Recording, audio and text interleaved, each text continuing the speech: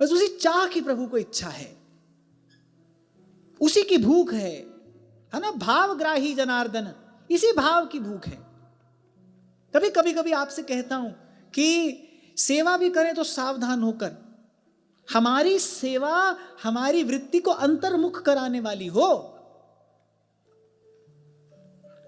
सेवा भी हमारी ऐसी हो, हमारी सेवा पद्धति भी ऐसी हो कि वो हमारी सेवा हमारी वृत्ति को अंतर्मुख कराने वाली हो। हृदय से अर्जुन तिष्ठति, जहां प्रभु विराजमान है वहां तक मन की चित्त की गति को ले जाने वाली हमारी सेवा। इसीलिए कभी कभी आपसे कह देता हूं, ये प्रसंग उपस्थित होता है तो सावधान होकर सेवा करना। ऐसा ना हो कि सेवा करते करते जीवन में वस्तु का संग्रह और व्यक्ति से व्यवहार और बढ़ जाए।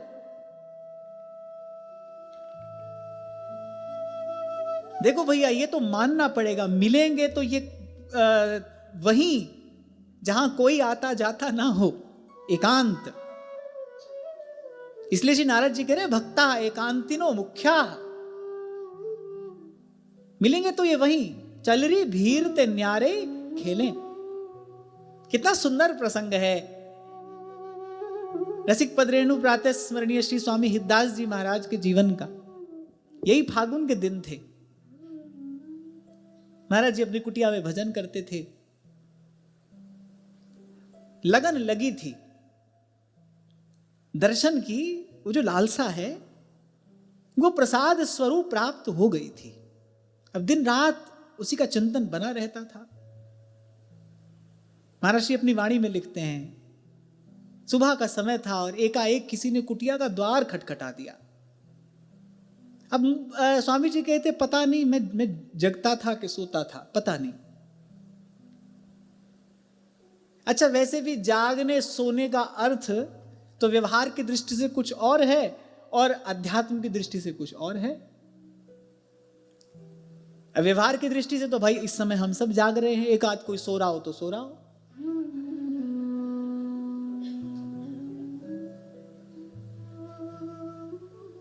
वैसे तो अपने यहां कृपा है, कम ही सोते हैं, फिर भी कोई एक आध सो रहा हो तो चलो कोई बात नहीं, चैन मिलता है ना यहां। मैं तो ये भी बुरा नहीं मानता, सो जाए कोई बात नहीं, बेचारे को चैन मिला होगा, ये भी सेवा ही है।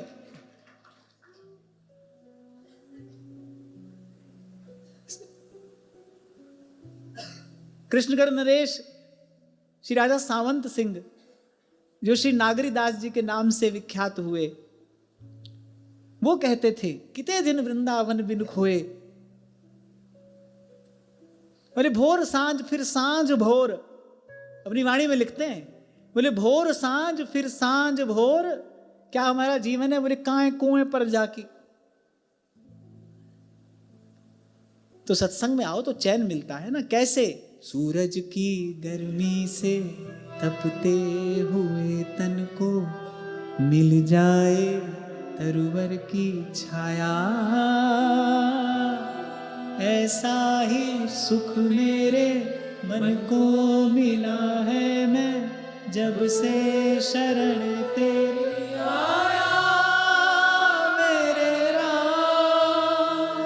ऐसे ही त्रिताप से तपे हुए जीव को सच्चे संत की शरण में बैठ मिले विश्राम, उसको विश्राम मिलता है। तो क्या कह रहा था मैं? नहीं, ये बात कहां से आई थी?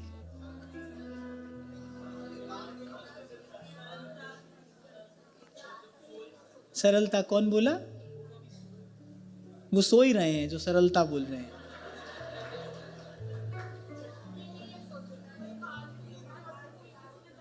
इसलिए पूछा मैंने, जो आपको अभी कह रहा था ना मैं, उस बात को स्पष्ट करने के लिए, व्यवहार की दृष्टि से जागना कुछ और है और अध्यात्म की दृष्टि से जागना कुछ और है। सावधानी ही तो साधना है। जो सोते हुए भी सजग है, सावधान है। सहजो भाई जी कहती है, सावधान सुमिरन करे तार टूट नहीं जाए।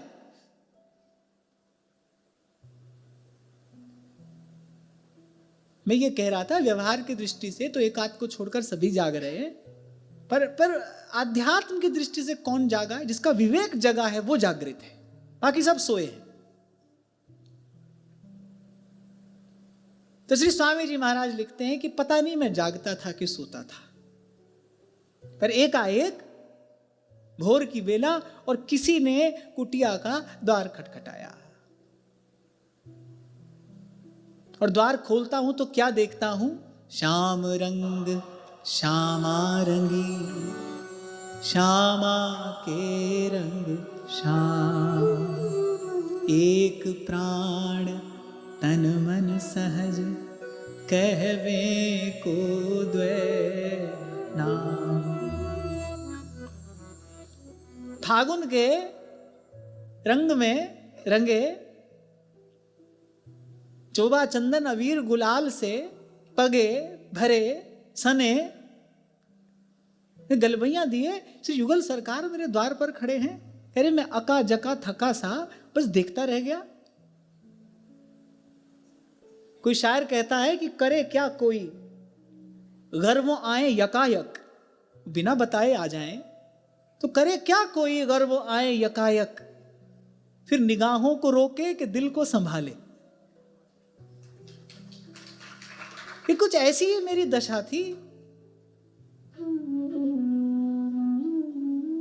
और श्री स्वामी जी लिखते हैं, नेत्र भी मेरे भीगे थे, नेत्र भी भीगे थे मेरे।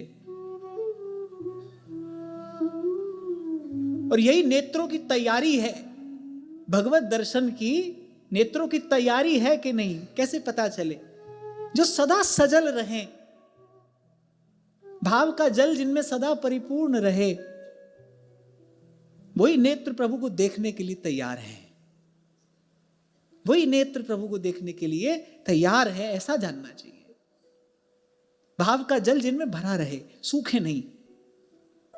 जैसे हृदय सदा भाव में भरा रहना चाहिए ना, उसमें शुष्कता ना आए। नेत्रों में शुष्कता का आना एक रोग है। कभी कभी होता है ना कि एक ड्राइनेस आ जाती है आंखों में, फिर डॉक्टर आपको टीयर ड्रॉप्स देता है आंखों की आर्द्रता वापस लाने के लिए। आंख शुष्क हो जाए तो फिर कष्टकारी है।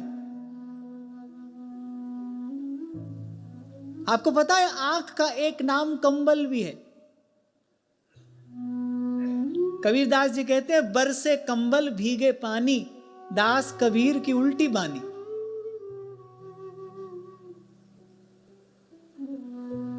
बरसे कंबल, कम जलम, जिनको जल का बल है, जो जल के बल पर हैं उनको आंख कहते हैं। नेत्र, कंबल, जिनको जल का ही बल है। अगर नेत्र से जल सूख जाए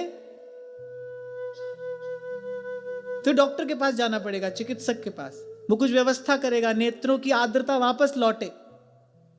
ऐसे ही भगवत दर्शन की योग्यता क्या है? वो भाव का, वो पिपासा का जल जो है वो नेत्रों में भरा रहे, उससे नेत्र भरे रहे, सजल नेत्र, गदगद वाणी। और प्रेमी का श्रृंगार और क्या है? प्रेमी की आंख का श्रृंगार काजल से नहीं होता। प्रेमी की आंख का श्रृंगार तो ये प्रेमाश्रु है। इसीलिए रोने के लिए कबीर कह रहे हैं, कबीरा हंसना छोड़ दे, रोने से कर प्रीत, बिन रोए क्यों पाइए परम प्यारा मीत। और वो तो आगे ये भी कहते हैं, हंस हंस कंत न पाया, जिन पाया तिन रो,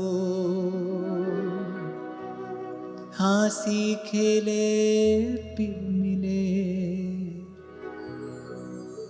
कौन दुहागण हो। तो स्वामी जी लिखते हैं, नेत्र सजल थे मेरे, प्रेमाश्रुओं से भरे थे। एकाएक क्या देखता हूं सामने, इंद्रनील मणि श्याम मनोहर और शात कुंभ तन गोरी, बनी श्री राधा मोहन जू की जोरी।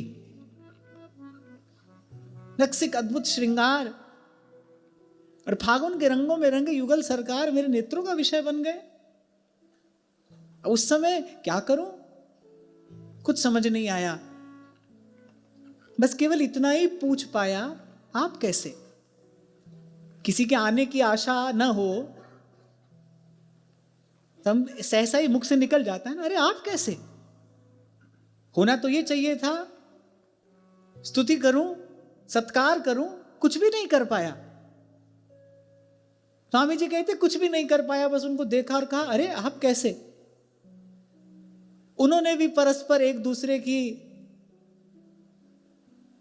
दृष्टि में दृष्टि डालकर और एक स्वर से कहा, हाँ स्वामी जी ने ये कहा आप कैसे? मैंने तो आपको पुकारा भी नहीं, मैंने तो आपको बुलाया भी नहीं। श्री प्रिया जी ने लालजू की ओर देखा, लालजू ने प्रिया जी की ओर देखा। अच्छा, प्रिया जी तो बड़ी सुकुमारी है ना, तो कम ही बोलती हैं वो, क्योंकि वो जिस देश में है वहां बोली बहु भारी, वहां तो बोलना भी श्रम है। किस देश में है? प्रेम के देश में। और वस्तुतः प्रेम के देश में बोलना श्रम ही तो है। प्रेम का स्पर्श होते ही तो वैखरी मौन हो जाती है। प्रेम के देश में बोलना श्रम है। इसलिए कहने वाला कहता है, कौन कहता है मोहब्बत की जुबां होती है, उसको आवश्यकता ही नहीं है, ये वो हकीकत है, निगाहों से बयां होती है। श्री प्रिया जी जिस देश में है तहां बोली बहु भारी, इसलिए आप देखेंगे